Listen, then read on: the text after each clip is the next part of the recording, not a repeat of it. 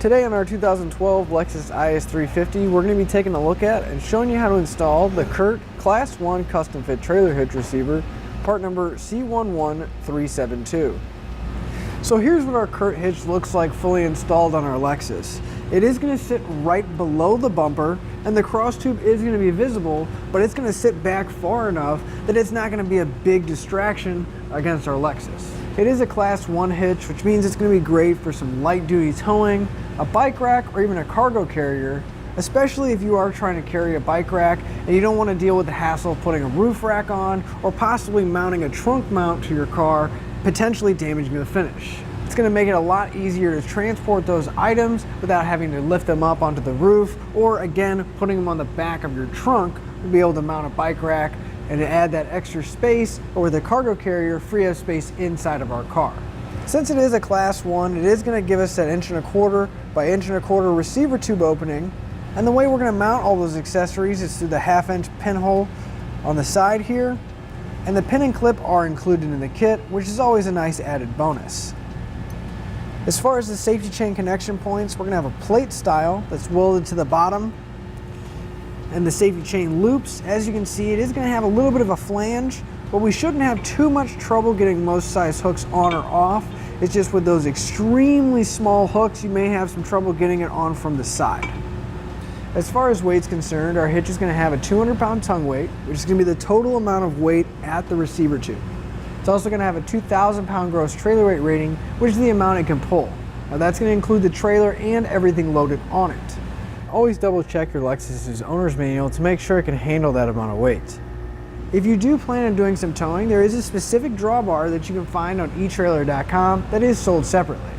Now the manufacturer also recommends for any non-trailer loads, such as bike racks, cargo carriers, or anything that is not supported by tires, that you use a stabilization strap. And you can also find that on eTrailer.com using part number 18050. I'd like to give you a few measurements, and that's going to help you when deciding for accessories for your new hitch, such as a bike rack or a cargo carrier. From the center of the hitch pinhole to the outermost edge of the bumper, it's going to be right about 5.5 inches. Now that measurement is going to come in handy when you're looking at folding accessories to make sure you have enough clearance between the accessory itself and the bumper. From the ground to the inside top edge of the receiver tube opening, it's going to be right about 10 inches. At that height, I would definitely recommend a bike rack or a cargo carrier with a raised shank, just to give us a little bit more ground clearance since our car already sits quite low. Now that we've seen what our hitch looks like and gone over some of the features, let's show you how to get it installed. In order to get our hitch on, we're going to have to lower our exhaust down. So to make sure that it's not going to cause any damage, I'm going to put a strap up to support it so we have a little bit more room, but it doesn't go too far. So I'm going to come back right to where the exhaust lies and put my strap there to support it after we get it down. So if we come right to where our exhaust is and we look directly up, we're going to have a rubber isolator on the outside, and then we're going to have another one if we just come just the inside towards the center of the car. That's going to be up behind the bumper as well. Take a little bit of spray lubricant. I'm going to spray it on the rubber hanger and the isolator, making it a little bit easier to slide those off. Now I'm going to take a pry bar and use the muffler to pry against and slide that isolator off.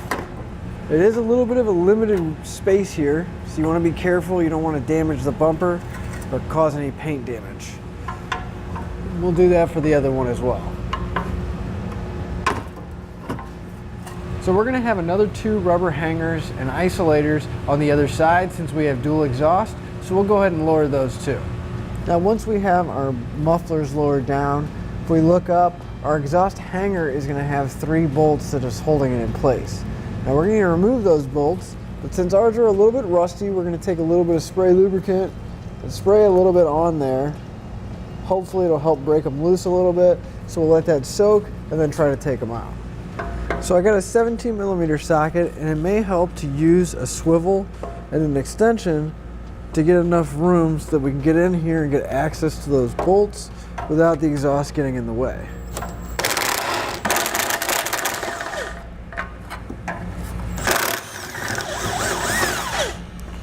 Once we have all the bolts removed, we can pull the hanger down And we'll remove the other one on the other side too.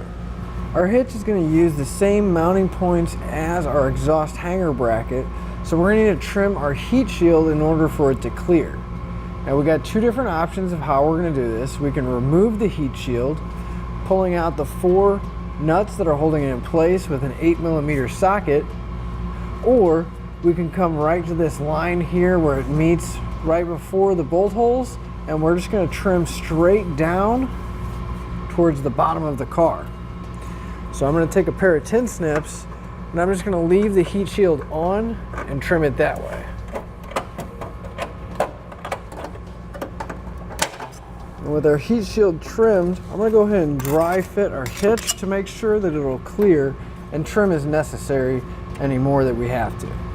Now with an extra set of hands, we're going to have our hitch put up, and while our extra set of hands is holding the hitch, we're going to grab our exhaust hanger bracket and the bolts that were holding it in place, and we're going to sandwich our hitch between the frame and the exhaust hanger bracket. And for now, we're just going to get at least 1 bolt in on each side. That way the hitch will support its own weight and we won't have to worry about it falling down. Then we can get the rest of our hardware in place. With all the hardware in place, we can come back with that same 17mm socket and snug up all the bolts.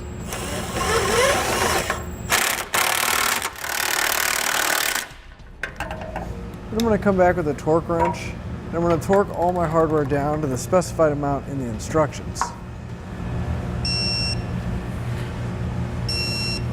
And we'll repeat that for all of our remaining hardware. With our hitch torqued down, we can lift our exhaust. You may have to pull back on this plastic piece at the bottom to get the hanger back in place.